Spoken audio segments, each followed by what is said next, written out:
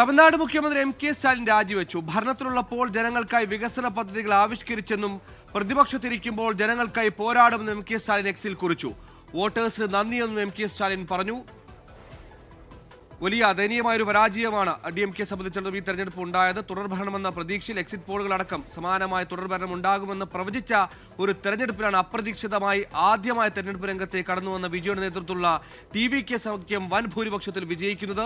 മുഖ്യമന്ത്രി സ്ഥാനത്തെ ക്ലെയിം ചെയ്യാൻ പാകത്തിലുള്ള ഒരു ഭൂരിപക്ഷത്തേക്ക് വിജയ് എത്തുന്നു. കോൺഗ്രസിന്റെ അടക്കം പിന്തുണ ഉണ്ടാകുമെന്ന അഭ്യൂഹങ്ങൾ വരുന്നു. എന്തായാലും സുദീർഘമായ 5 വർഷം കേന്ദ്രത്തിനോടടക്കം അതിശക്തമായി പോരാടിയ തമിഴ്നാട് മുഖ്യമന്ത്രി എം കെ സ്റ്റാലിൻ മുഖ്യമന്ത്രി പദത്തിൽ നിന്ന് പ്രതിപക്ഷ നേതാവ് പദത്തിലേക്ക് പടിയിറങ്ങുന്നു. പ്രതിപക്ഷ നേതാകുമെന്ന വാർത്തകൾ തന്നെയാണ് വരുന്നത്. മനേഷ് മൂർത്തി ചെന്നൈയിൽ ചെയ്യുന്നു. മനേഷ്, അങ്ങനെ സ്റ്റാലിൻ മുഖ്യമന്ത്രി സ്ഥാനത്ത് നിന്ന് പടിയിറങ്ങുന്നു.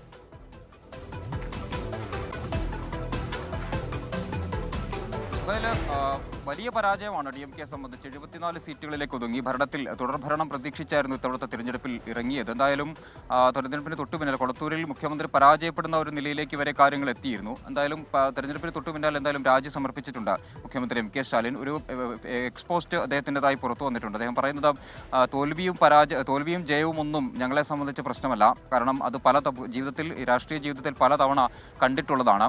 മാത്രമല്ല ഭരണപക്ഷത്തിരിക്കുമ്പോൾ ജനങ്ങൾക്ക് വേണ്ടി വിവിധ ക്ഷേമ പ്രവർത്തനങ്ങൾ, വിവിധ പദ്ധതികളെല്ലാം തന്നെ ആസൂത്രണം ചെയ്ത് നടപ്പിലാക്കും.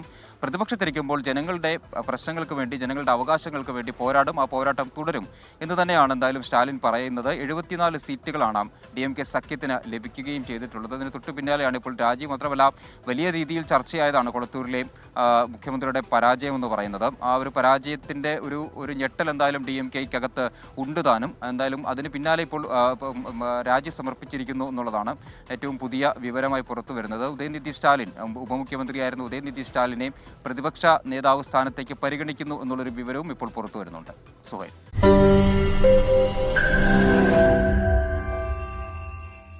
ലോകത്തെവിടെയായാലും ഏത് സമയത്തും 24 വാർത്തകളും ഓഗ്മെന്റഡ് റിയാലിറ്റി പാക്കേജുകളും എക്സ്പ്ലെയിനറുകളും വിശദമായി കാണാൻ ഞങ്ങളുടെ YouTube ചാനൽ നിങ്ങൾക്ക് സബ്സ്ക്രൈബ് ചെയ്യാം.